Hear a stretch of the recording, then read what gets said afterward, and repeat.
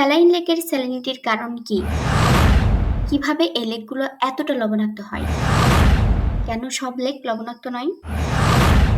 Saline লেকের পানি সমুদ্রের চেয়েও বেশি লবণাক্ত হতে পারে কি?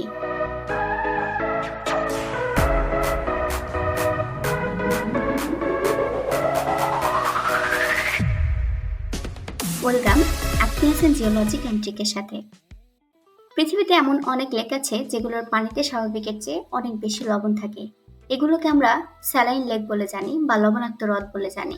আজকের ভিডিওতে আমরা আলোচনা করব কিভাবে এই লেকগুলোর এতটা লবণাক্ত হয়। স্যালাইন লেকস বা লবণাক্ত হ্রদ।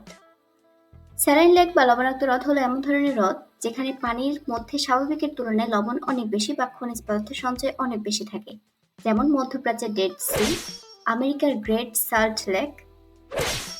এখন প্রশ্ন আসে, এই লেকগুলো কিভাবে এত লবণাক্ত হয়ে ওঠে? এই রহস্যের উত্তর খোঁজার জন্য আমাদের প্রথমে জানতে হবে এইসব লেকের পানির উৎস কি হতে পারে। স্যালাইন লেক বা অন্যান্য লেকগুলোর পানির উৎস মূলত নদী, ঝর্ণা, বৃষ্টিপাত এবং আশেপাশের ভূগর্ভস্থ জলাধার।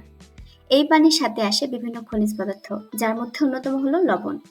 সাধারণত প্রাকৃতিকভাবে নদী এবং বৃষ্টির পানিতে লবণ ও খনিজ মিশ্রিত থাকে, যা দীর্ঘ সময় ধরে লেকে জমা হয়। এখন প্রশ্ন হলো, যদি এই লবণ সব লেকে যায় তাহলে কেন সব লেক লবণাক্ত নয়? অর্থাৎ যদি সব লেকের পানির উৎস এই নদী বা বৃষ্টিপাতের পানি হয়, তাহলে সব লেকে স্যালাইন লেক হওয়ার কথা ছিল। এবার আসি উত্তরে। লবণাক্ত হ্রদের সবচেয়ে গুরুত্বপূর্ণ বৈশিষ্ট্য হলো এগুলোতে প্রবাহমান পানি বাইরে বের হতে পারে না, অর্থাৎ বদ্ধ একটা লেক। সাধারণত বেশিরভাগ লেকের পানি নদী বা অন্যান্য কোনো মাধ্যমের সাথে প্রবাহিত হয়ে সমুদ্রে চলে যায়, কিন্তু স্যালাইন লেকগুলো বদ্ধ থাকে, এর সাথে নদী বা সমুদ্রের সরাসরি কোনো সংযোগ থাকে না।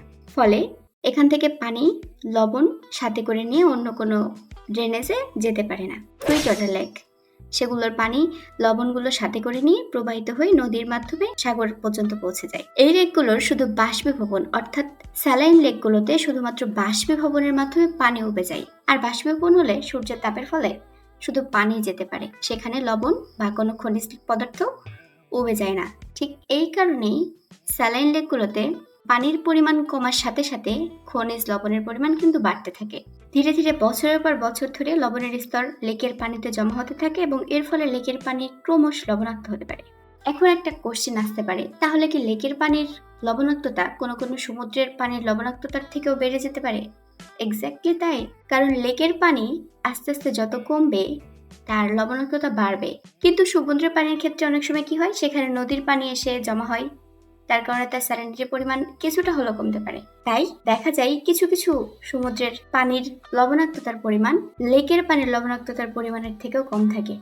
মধ্যপ্রাচ্যের ডেডস এই অঞ্চলের বৃষ্টিপাত খুবই কম হয় এবং বাষ্পীভবন অনেক বেশি, তাই পানি কমতে থাকে কিন্তু লবণের ঘনত্ব বাড়তে থাকে, ফলে লেকের পানি অনেক বেশি লবণাক্ত হয়ে পড়ে। আজকে আমরা শিখলাম কিভাবে স্যালাইন লেকগুলোর লবণের পরিমাণ বাড়তে থাকে। ভিডিওটি ভালো লাগলে লাইক করবেন এবং চ্যানেলটিকে সাবস্ক্রাইব করে আমাদের সঙ্গে থাকবেন। ধন্যবাদ।